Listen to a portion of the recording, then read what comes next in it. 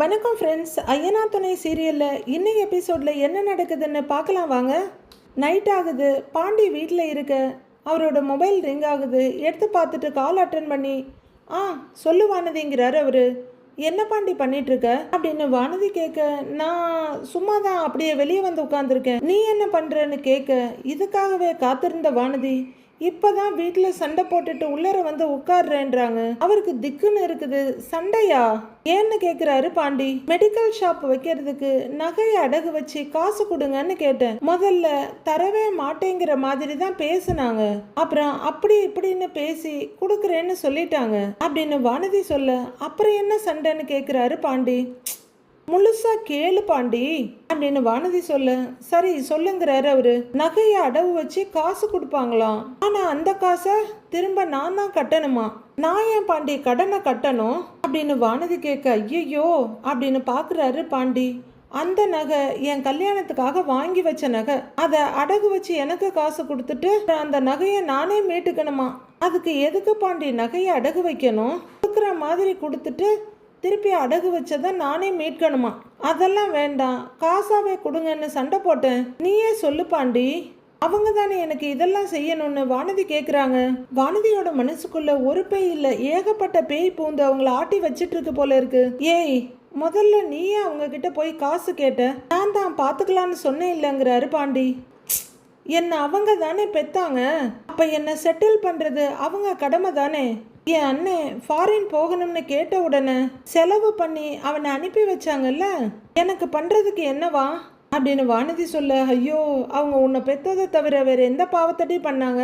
ரொம்ப பரிதாபம்னு பாக்குறாரு பாண்டி. உன்னை என்னால புரிஞ்சிக்கவே முடியல வானதின்னு பாண்டி சொல்ல, ஏன்னு கேக்குறாங்க வானதி. நான் அப்படி என்ன பண்ணிட்டேன் அப்படின்னு வானதி கேட்க, அதான் திடீர்னு போய் அவங்களுக்கு ஷாக் கொடுக்குறல்ல, அவங்களும் பாவம் தானேங்கிறாரு பாண்டி. அப்படியா சொல்ற அப்படின்னு வானதி கேட்க, நல்லா யோசிச்சு பாரு, உனக்கும் எனக்கும் ஒரு சின்ன சண்டை வந்ததும் எனக்கு கல்யாணம் பண்ணி வைங்கன்னு நீ தான் போய் அவங்க கிட்ட கேட்ட. அவங்களும் உன்னை நம்பி கல்யாண ஏற்பாடெல்லாம் பண்ணிட்டாங்க. திடீர்னு என்ன பிடிச்சி போய் எனக்கு கல்யாணம் எல்லாம் வேண்டாம், பாண்டி தான் வேணும்னு சொல்ற. இப்ப மெடிக்கல் ஷாப் வைக்க பணம் கொடுங்கன்னு கேட்குற. பாவண்டி அவங்க. அந்த அமௌண்ட் என்ன சின்ன அமௌண்ட்டா? அட்வான்ஸ் பணமே 1,00,000 ரூபா கேட்குறாங்க. இப்படி சடனா இவ்வளவு ப்ரெஷர் போடுறது ரொம்ப தப்பு வானதி அப்படின்னு பாண்டி சொல்ல, என்ன பாண்டி நீ இப்படி சொல்ற அப்படின்னு வானதி கேட்குறாங்க. வானதி, இதுல நிறைய யோசிக்கணும். நகையை அடகு வச்சு காசு தரேன்னு சொல்லிட்டாங்க, அதை வாங்கிக்க வேண்டியது தானே. கடையில இருந்து வர்ற வருமானத்தை வச்சு நகையை மீட்க போறோம், இதுல என்ன பிரச்சனை இருக்குன்னு பாண்டி கேட்குறாரு. அப்படி பண்ணலான்னு சொல்றியா அப்படின்னு வானதி கேட்க, ஆமாண்டி, இதுக்கு மேல நீ அவங்க கிட்ட இருந்து என்ன எதிர்பார்க்குற? இங்கே பாரு, உனக்கு மற்றவங்க கஷ்டம் புரியவே மாட்டேங்குது வானதி. எப்பவுமே உங்க அப்பா அம்மா தான் உன்னை படுத்துறாங்கன்னு சொல்லுவ, உண்மையிலேயே நீ தான் உங்களை படுத்துற அப்படின்னு பாண்டி சொல்ல, ஏய் கேப் கிடைச்சதும் என்ன டேமேஜ் பண்ற பாத்தியா அப்படின்னு வானதி சொல்ல, நான் டேமேஜ் எல்லாம் பண்ணல, உண்மையதான் சொல்றேங்கிறாரு பாண்டி. அவங்க தானே உன்னை படிக்க வச்சாங்க, அந்த காசை திருப்பி உங்ககிட்ட கேட்டாங்களா? படிக்க வைக்கிறது அவங்க கடமை, இது அவங்க கடமை இல்லை, புரியுதா அப்படின்னு பாண்டி குழந்தைக்கு சொல்ற மாதிரி ரொம்ப பக்குவமா சொல்லிக்கிட்டு இருக்காரு. ஒருவேளை நகை கடனை அவங்களே அடைக்கிறேன்னு சொன்னாலும் நீ வேணான்னு சொல்லணும், அதுதான் உனக்கு பெருமைன்றாரு பாண்டி. வானதி ரொம்பவே யோசிக்க ஆரம்பிக்கிறாங்க.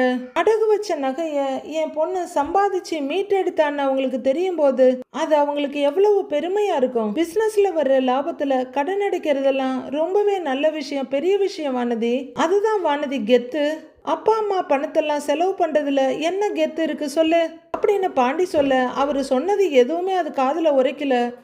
ஆனா அந்த கெத்துங்கிற வார்த்தை மட்டும் மைண்ட்ல உரைக்க, ஓ நீ அப்படி சொல்றியா, இந்த பாயிண்ட்ல நான் யோசிக்கவே இல்லை பாண்டி அப்படின்னு வானதி சொல்ல, ஏய் முதல்ல போய் அவங்க கிட்ட பேசு அப்படின்னு பாண்டி சொல்ல, உடனே உற்சாகமாகிற வானதி, இரு இதோ வர்றேன்னு போறாங்க. காலை கட் பண்ணாம பாண்டிய லைன்லயே வச்சுக்கிட்டு வேகமா கதவை திறந்துட்டு வெளியே வர்றவங்க, அம்மா நைனா, நீங்க சொன்னதுதான் கரெக்ட், நகையை வச்சு எனக்கு பணம் கொடுங்க, நானே நகையை திருப்பி தரேன், நீங்க எனக்கு பணமெல்லாம் கொடுக்க வேண்டாம் அப்படின்னு சொல்ல, ஐயோ இந்த அரலூசு கூட நான் எவ்வளோ கஷ்டப்பட போறேனோ தெரியல அப்படின்னு பாண்டி பெருமூச்சு விட்டுட்டு நிக்கிறாரு.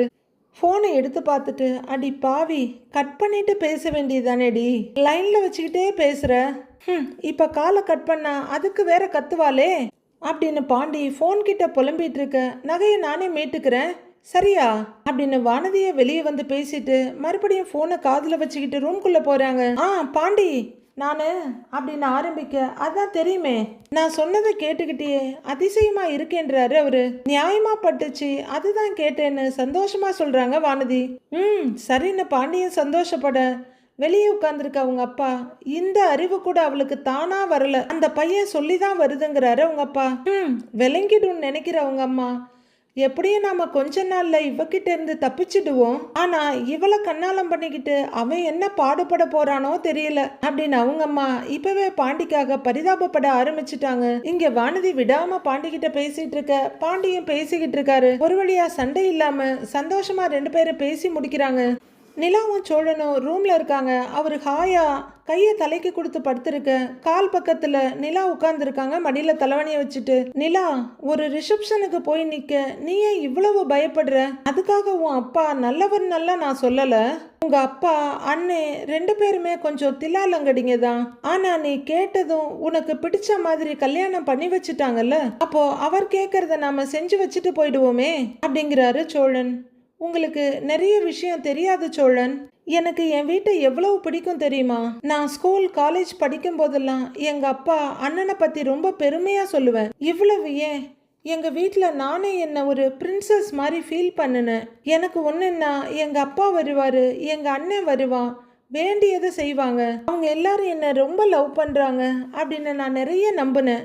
அது எல்லாத்தையுமே அவங்க ஒண்ணுமே இல்லாம ஆக்கிட்டாங்க. அவங்களுக்கு பிடிச்சதெல்லாம் செய்யற வரைக்கும் என்ன ஒரு ராணி மாதிரி பாத்துக்கிட்டாங்க.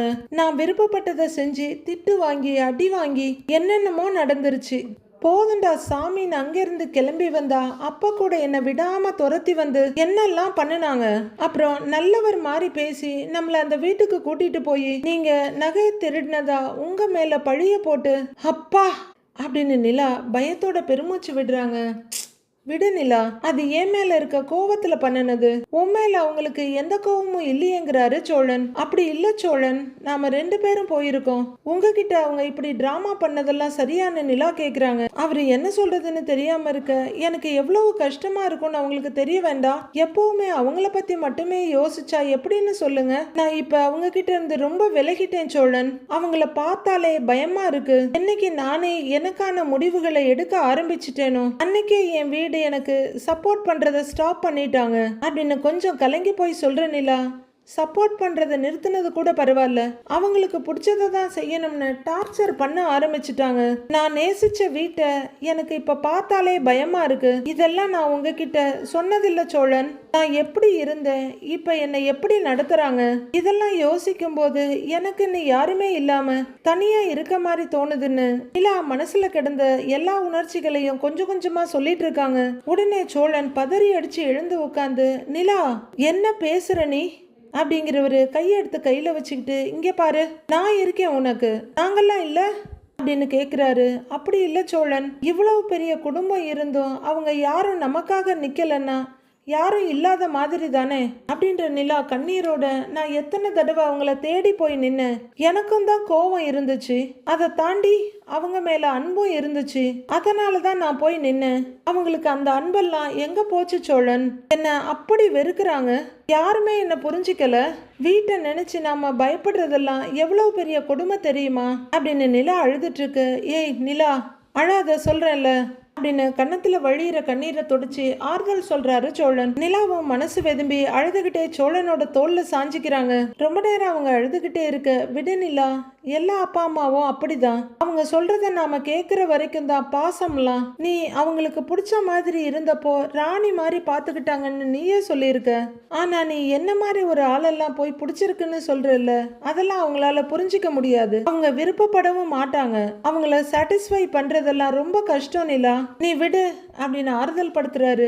நிலா இன்னமும் கண்ணீர் விட்டுட்டு தான் இருக்காங்க. அவங்களோட கையை இன்னொரு கைக்கு மாத்திக்கிட்டு அப்படியே கண்ணத்துல லைட்டா தட்டி கொடுக்கறாரு சோழன். நிலாவும் கொஞ்ச நேரத்துல தன்னைத்தானே சமாதானம் பண்ணிட்டு நிமிர்றவங்க கண்ணீரை தொடைக்கிறாங்க. அவங்க மெதுவா தன்னை சமாதானப்படுத்திக்கிட்டு சோழனை நிமிர்ந்து பார்க்க முயற்சி பண்ண, நிலா நிலா நீ கல்யாணம் ஆனதும் ரொம்ப மாறிட்ட நிலா அப்படின்னு சோழன் சொல்ல நிலா நிமிர்ந்து பாக்குறாங்க. பாரு புருஷனை நம்பி மனசு விட்டு பேசுற அப்படின்னு சோழன் சொல்ல லைட்டா சிரிக்கிறாங்க அவங்க. முன்னாடி எல்லாம் நான் கிட்ட வந்தாலே திட்டு திட்டுன்னு திட்டுவேன். எனக்குள்ள எப்பவோ ஆரம்பிச்ச ஃபீலிங்ஸ் இப்ப உனக்குள்ள ஸ்டார்ட் ஆயிருச்சுன்னு பார்க்கும்போது எனக்கு செம ஹாப்பியா இருக்கு அப்படின்னு சோழன் ரொம்ப சந்தோஷ புன்னகையோட சொல்ல நிலாவும் புன்னகையோட அதை ரிசீவ் பண்ணிக்கிறாங்க. சரி, நான் கேட்கணும்னு நினைச்சேன், முதல்ல என்ன நீ எங்க பாத்தீங்கன்னு நிலா கேக்குறாங்க. உடனே சோழனுக்கு பயங்கர ஆர்வம். அது உனக்கு தெரியாதான்னு கேட்க தெரியாதுன்றாங்க நிலா. இங்க நீயே கெஸ் பண்ணுங்கிறாரு அவரு. நிலா கொஞ்சம் யோசிச்சுட்டு எங்க வீட்டுக்கு வண்டி ஓட்ட வந்தப்ப பாத்தீங்களான்னு கேக்குறாங்க. அப்பவா நான் உன்னை பார்த்தேன் அப்படின்னு சோழன் கேட்க மறுபடியும் நிலா யோசிக்கிறாங்க. நீ சென்னையில அந்த சூர்யா கூட கார்ல போய்கிட்டு இருந்தப்போ ஒரு சின்ன ஆக்சிடென்ட்ல நாம மீட் பண்ணோம் அப்படின்னு சோழன் சொல்ல நிலா யோசிக்கிறாங்க. அன்னைக்கு வண்டி ஓட்டிட்டு வந்த அந்த வைப்ரேஷன் மண்டையன் சூர்யா மேலதான் தப்பு, ஆனா அவன் என் மேல தப்புன்னு அலப்பற போட்டுக்கிட்டு இருந்தான். அப்போ நீ தான் இறங்கி வந்து எனக்காக பேசுனங்கிறாரு சோழன். நிலா அப்படியே அதை ரீகால் பண்றதுக்கு முயற்சி பண்ணிட்டு இருக்காங்க. அவரு கரெக்டா தான் வந்தாரு. மாங்கா மண்டையா, நீ தாண்டா தப்புன்னு அவனை திட்டுன, அப்பவே எனக்கு உன்னை புடிச்சு போச்சுங்கிறாரு சோழன். நிலா ஆச்சரியமும் பிரமிப்புமா பாத்துக்கிட்டு இருக்காங்க. அதுக்கப்புறம் திருவண்ணாமலைக்கு ஒரு வேலையா வந்தேன். அப்ப நான் உன்னை பாப்பேன்லாம் எனக்கு தெரியவே தெரியாது. ஆனா உன்னை பார்த்தப்போ அட நமக்கு பிடிச்ச பொண்ணு இங்கேயும் இருக்காளேன்னு ரொம்ப ஆச்சரியப்பட்டேன் அப்படின்னு சோழன் சொல்ல ஆச்சரியத்தோட சிரிக்கிறாங்க நிலா. அப்புறம் உனக்கு கல்யாணம் பிடிக்கலன்னு தெரிஞ்சதும் எனக்கு உங்ககிட்ட பேசணும் போல இருந்தது அப்படின்னு சோழன் சொல்ல அந்த நேரத்துல நீங்க மட்டும் என்கிட்ட பேசலன்னு வைங்க, எனக்கு பைத்தியமே பிடிச்சிருக்கும் அப்படின்னு நிலா சொல்ல ரொம்பவே பரிதாபமா பாக்குறாரு சோழன்.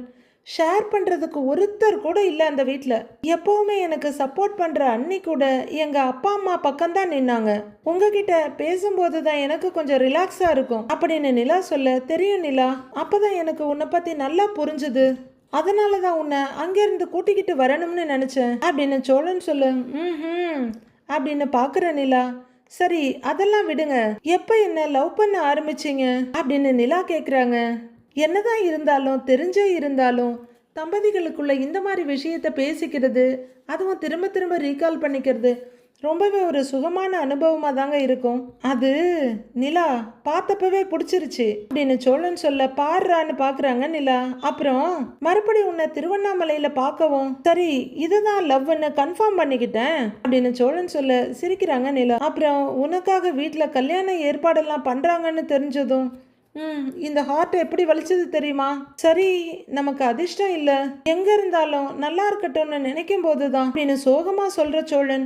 உனக்கு இந்த கல்யாணத்துல விருப்பம் இல்லைன்னு தெரிஞ்சது, அப்பதான் மறுபடியும் அந்த லவ் லைட்டா மறுபடியும் எட்டி பார்த்தது, கொஞ்சம் லைட்டா. ஆனா அப்போ உங்ககிட்ட லவ்வ சொல்றதுக்கெல்லாம் எனக்கு தைரியமே இல்ல தெரியுமா? எங்க என்ன அடிச்சு துரத்திருவியோன்னு உள்ளுக்குள்ள ஒரே பயம். அப்புறம் அங்க இருந்து இங்க வர்ற வரைக்கும் நான் எவ்வளவு மேனிஃபெஸ்ட் பண்ணியிருப்பேன் தெரியுமா அப்படின்னு சோழன் சொல்ல அப்படின்னு பிரமிப்பான சிரிப்போட நிக்கிறாங்க நிலா. நான் உன்னை முதல் முறையா பார்த்தப்போ உன்னை பத்தி பாண்டிக்கிட்ட சொன்னேன் அப்படின்னு சோழன் சொல்ல அப்படியா அப்படின்னு நிலா பார்க்க அப்படிங்கிறாரு அவரு. நான் ஒரு பொண்ணை பார்த்தேன்டா, அவ ரொம்ப நல்ல பொண்ணு, எனக்கு அவளை பார்த்த உடனே பிடிச்சிருச்சுடா. இப்படி ஒரு பொண்ணு என் வாழ்க்கை முழுக்க கூட இருந்தா நல்லா இருக்கும்னு சொல்லிட்டு இருந்தேன். இப்ப பாரு நீ என் கூட இருக்க, இதை என்னால நம்பவே முடியல நிலா அப்படின்னு சோழன் சொல்ல நான் வேணும்னா கில்லட்டுமாங்கிறாங்க நிலா. நீ எவ்வளவுதான் கில்லுனாலும் இந்த நினைப்பு என்குள்ள இருந்துகிட்டே தான் இருக்கும் நிலா. நிலா என்னோட ஒய்ஃபு என் கூடவே இருக்கா, இதோ பாரு சிலிர்க்குது பாரு அப்படின்னு ரெண்டு கையையும் நீட்ட நிலா ரொம்ப சந்தோஷமா விழுந்து விழுந்து சிரிக்கிறாங்க. நிலாவோட சிரிப்புல அவரும் மயங்கி சிரிச்சிட்டு இருக்காரு. ஐயனார் ஃபேமிலியோட மனோகர், தாஸ், தேனு, மதின்னு 4 பேர் வந்திருக்காங்க. இவங்க நடேசனை தவிர மற்ற எல்லாருமே அங்க நிக்கிறாங்க. அவங்க எல்லாருமே ஒரு கடைக்குள்ள நுழைய நல்ல பெரிய கடையா இருக்கேங்கிறாரு சேரன். ஆமாப்பா இந்த ஏரியாவிலேயே இதுதான் ரொம்ப பெரிய கடை, ஓனர் என் ஃப்ரெண்டு தான்ப்பா வாங்க அப்படின்னு ரொம்ப சந்தோஷமா கூப்பிடுறாரு மனோகர். உள்ள போய் துணியை பார்க்கலாம் வாங்க அப்படின்னு அவர் நடக்க கூடவே தாசும் நடக்கிறாரு. வாங்க போலான்னு சோழன் கூட்டிட்டு போறாரு மற்ற 3 பேரையும். நிலாவை அவங்களோட ஒரேட்டு எடுத்து வைக்க போக நிலா நீ அந்த குடும்பத்து ஆள் தான் இல்லைன்னு சொல்லல, ஆனா இன்னைக்கு ஒரு நாள் மட்டும் எங்க கூட டைம் ஸ்பெண்ட் பண்ணு, எப்பவுமே அந்த குடும்பத்தோடையே நிக்கணும்னு அவசியம் இல்லைன்னு மதி கேக்குறாங்க. கூடவே தேனும் நிக்கிறாங்க. இல்ல நீ அப்படின்னு நிலா சொல்ல மதி யாரு இவ தானே குட்டி போட்ட பூனை மாதிரி அந்த குடும்பத்தையே சுத்தி சுத்தி வர்றா, அம்மா அப்பா அண்ணே அண்ணின்னு யாருமே இவ கண்ணுக்கு தெரியறது இல்ல அப்படின்னு தேனு சொல்லிட்டு இருக்க போயிட்டு இருந்த மனோகர் எங்க இவங்களெல்லாம் காணோன்னு திரும்பி பார்க்குறாரு. மா என்னம்மா அப்படின்னு நிலா கேட்டுட்டு இருக்க. என்ன எல்லாரும் அங்கேயே நிக்கிறீங்க, வாங்கன்னு மனோகர் கூப்பிடுறாரு. ஆ ஆ அப்படின்னு நிலா தலையாட்டிட்டு இருக்க. நான் போய் கூட்டிட்டு வரேன்னு தாஸ் போறாரு. போடா போய் கூட்டிட்டு வாடா அப்படின்னு மனோகரும் சொல்ல, தேனுக்கிட்ட வர்ற அவங்க பையன், அம்மா இங்க நின்று என்னம்மா பேச்சு, அப்பா கூப்பிடுறாருல வாங்கன்னு கூப்பிடுறாரு, வா அப்படின்னு மதி தேனு 2 பேரும் நிலாவோட கையை பிடிச்சி கூட்டிட்டு போறாங்க. நிலா பழி கொடுக்க வெட்டுறதுக்கு கூட்டிட்டு போற ஆட்டை இழுத்துட்டு போற ஃபீலிங்லயே அவங்க கூட போறாங்க. மேரேஜ் ட்ரெஸ் எல்லாம் இவங்க இங்கதான் எடுப்பாங்க போல அப்படின்னு சோழன் சேரன் கிட்ட சொல்லிட்டு இருக்க. கடையோட முதலாளி மனோகரை பார்த்து வேகமா வர்றாரு. வாங்க வாங்க, உங்களை தான் எதிர்பார்த்துக்கிட்டே இருந்தேங்கிறாரு அவரு. எப்படி இருக்கீங்கன்னு கேட்க, நல்லா இருக்கேன்னு, குடும்பத்தோட வர்றேன்னு சொல்லி இருந்தீங்களா, அதான் காலையிலேயே வந்துட்டேங்கிறாரு கடைக்காரரு. ரொம்ப சந்தோஷங்கிற மனோகர், தேனு இவர் தான் ராஜேந்தர், இந்த கடையோட ஓனர்னு சொல்ல அவரும் வணக்கம்ன்றாரு. தேனும் கைய கூப்பி வணக்கம்ன்றாங்க. இவங்க தான் என் மனைவி தேன்மொழி, இவன் என் பையன் தாசன் சொல்ல அவனுக்கும் ராஜேந்தர் ஒரு வணக்கத்தை சொல்றாரு. தாசும் தலையாட்ட அது என் பொண்ணு நிலா அப்படின்னு சொல்ல நிலாவும் ஒரு வணக்கம் போடுறாங்க. இவர் தான் என் மருமகன் சொல்ல அவரை நெஞ்சில கைய வச்சு ஒரு ஸ்நேகமான புன்னகையை கொடுக்கிறாரு. சோழன் இதெல்லாம் அவங்க ஃபேமிலின்னு சொல்றாரு மனோகர். சேரன் உடனே வணக்கங்கன்னு சொல்ல கடைக்காரரும் வணக்கம்ன்றாரு. பொண்ணு மாப்பிள்ளைக்கு ரிசப்ஷனுக்கு ட்ரெஸ் எடுக்கணும், முதல்ல பொண்ணுக்கு பட்டுப்புடவை எடுக்கணுங்கிறாரு மனோகர். எடுத்துடலான்னு பட்டுப்புடவை செக்ஷன்லாம் இங்க கிரவுண்ட் ஃப்ளோர்ல ஃப்ளோர்ல இருக்கு, மாப்பிள்ளைக்கு ரிசப்ஷன் ட்ரெஸ் எல்லாம் செகண்ட் ஃப்ளோர்ல இருக்குங்கிறாரு அவரு. ஓகே ஓகேன்னு மனோகர் தலையாட்ட, முதல்ல புடவையில இருந்து ஆரம்பிக்கிறீங்களான்னு அவரு கேக்குறாரு. நிலா ஒரு மாதிரி கலக்கமா நின்னுட்டு இருக்க. ஆமா ஆமா, முதல்ல புடவை தான் எடுக்கணுங்கிறாங்க தேனு. சரி முதல்ல நாங்க புடவைய பார்த்துட்டு வந்துடுறோம் அப்படின்னு மனோகர் சொல்ல, சரி வாங்க வாங்க போலாம் அப்படின்னு கடைக்காரர் அவங்கள கூட்டிட்டு போக ரெடியா இருக்காரு. தேனு நிலாவோட கையை பிடிச்சிட்டு நடக்க ஆரம்பிக்க, நிலா வா நிலா நாம போய் பார்க்கலான்னு சோழன் கூப்பிடுறாரு. மாப்பிள்ள நீங்க எங்க போறீங்கன்னு மனோகர் கேக்குறாரு. நிலாவுக்கு புடவை பார்க்கங்கிறாரு அவரு. மனோகர் சிரிச்சிட்டு அதெல்லாம் பொம்பளைங்க சமாச்சாரம், அவங்க பாத்துக்குவாங்கன்னு சொல்ல சோழன் முகம் அப்படியே சுண்டி போயிடுது.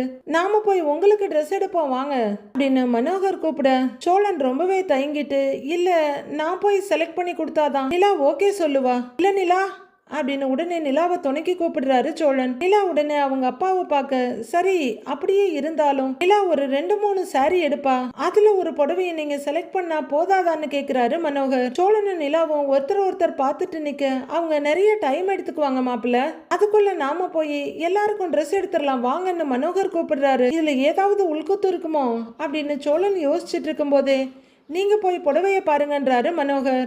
தேனை கூட்டிட்டு நிலாவும் மதியம் போக, வாங்க வாங்க மாப்பிள்ள அப்படின்னு மனோகர் கூப்பிடுறாரு. கடைக்காரரு நிலாவை தேனை மதிய வாங்க வாங்கன்னு கூட்டிட்டு போறாரு. அது ஒரு பிரம்மாண்டமான பட்டு செக்ஷனா தான் இருக்கு. அங்க 3 பேரும் வந்து அவங்க இடத்துல உட்கார புடவை எடுத்து காமிக்க ஆரம்பிக்கிறாங்க சேல்ஸ் கேர்ள். நீங்க பாத்துட்டுருங்கம்மா அப்படின்னு சொல்லிட்டு கடைக்காரர் திரும்பி போறாரு. முதல்ல இதை பிரிச்சு காட்டுமா அப்படின்னு தேனை சொல்ல, சரிங்க மேடம்னு அவங்க எடுக்கிறாங்க. அதை நல்ல காஸ்ட்லியான புடவையா காமிமா அப்படின்னு தேனை சொல்ல, ஓகேங்க மேடம்ங்கிறாங்க அவங்க. உடனே நிலா, அம்மா எதுக்குமா காஸ்ட்லி அப்படின்னு கேட்க, சும்மா இரு நிலா, கல்யாண புடவை நல்லா கிராண்டா இருக்க வேண்டாமா அப்படின்னு தேனு கேக்குறாங்க.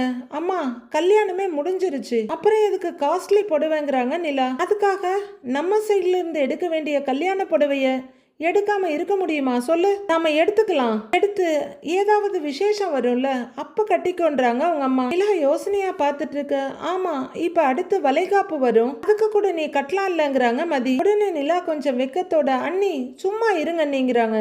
தேனு இதை கவனிக்கல. என்ன மதி சொல்றா இவன்னு கேட்க, அது அப்படின்னு மதிய ஆரம்பிக்க, எடுத்துக்கோன்னு சொல்றாங்கம்மான்னு நிலா முடிச்சிடுறாங்க. இது ஒரிஜினல் பட்டு மேடம்னு சேல்ஸ் கேர்ள் சொல்ல, அப்படியா இத மேல வச்சு பார்க்கலாமா, இங்க பாரு அப்படின்னு நிலா மேல வச்சு பாக்குறாங்க.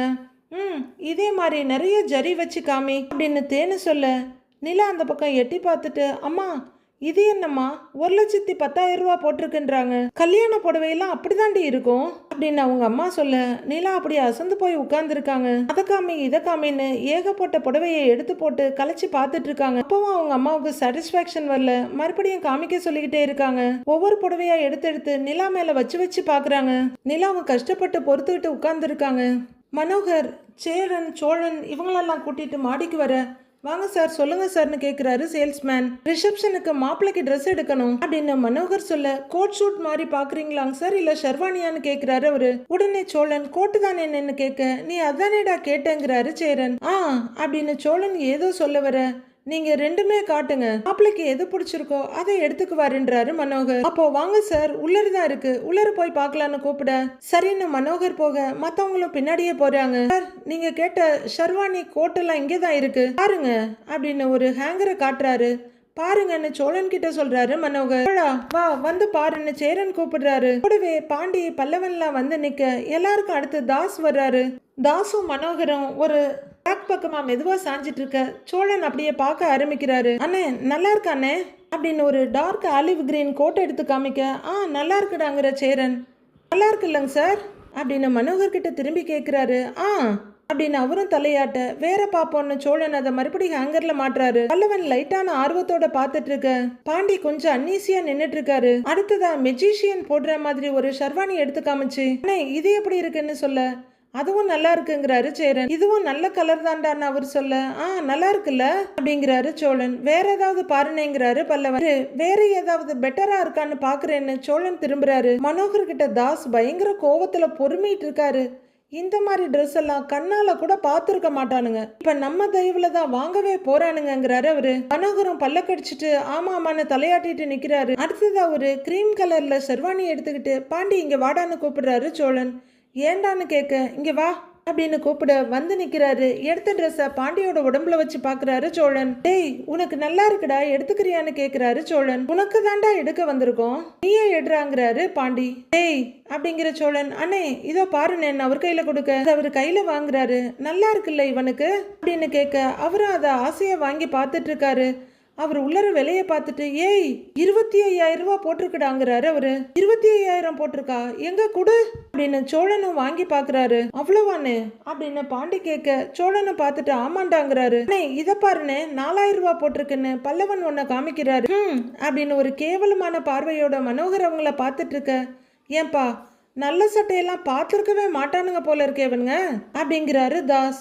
4,000 ரூபாயா அப்படின்னு சேரன் அதிசயமா பார்க்க, தெரிஞ்ச விஷயம் தானேடா அப்படிங்கிறாரு மனோகர். டேய் பல்லவா அதை வை, சோழனுக்கு தானே எடுக்க வந்தோம், அவனுக்கு பார்க்கலாங்கிறாரு பாண்டி. உடனே மனோகர், தம்பி தம்பி அப்படியெல்லாம் இல்ல, எல்லாருக்குமே ட்ரெஸ் எடுக்க தான் வந்திருக்கோன்றாரு அவரு.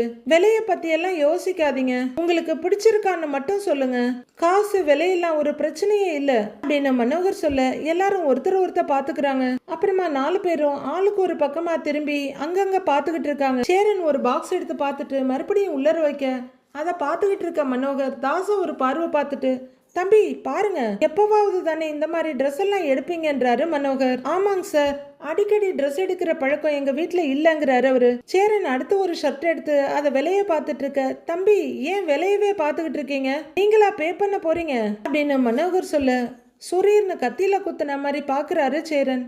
நான் தானே கொடுக்க போறேன், விலையெல்லாம் பார்க்காதீங்க எடுங்க அப்படின்னு சொல்ல சேரனுக்கு ரொம்பவே ஒரு மாதிரி இருக்கு. அவரும் ஒரு சின்ன சங்கட சிரிப்போட அந்த ஷர்ட்டை வச்சுட்டு வேற பக்கம் திரும்பிக்கிறாரு. மனோகரும் தாசும் நம்மளே புரிஞ்சுக்க முடியாத ஒரு பார்வையை அவங்க மேல போட்டுக்கிட்டு இருக்காங்க. அடுத்து என்ன நடக்க போகுதுன்னு வர்ற எபிசோட்ல பார்க்கலாம் ஃப்ரெண்ட்ஸ். இன்னைக்கு ரொம்பவே முக்கியமான ஒரு விசேஷத்துக்கு போக வேண்டி இருக்கிறதுனால பாண்டியன் ஸ்டோர் போட முடியாது, தயவு செஞ்சு மன்னிச்சுக்கோங்க. நாளைக்கு கண்டினியூ பண்ணலாம். Thank you friends.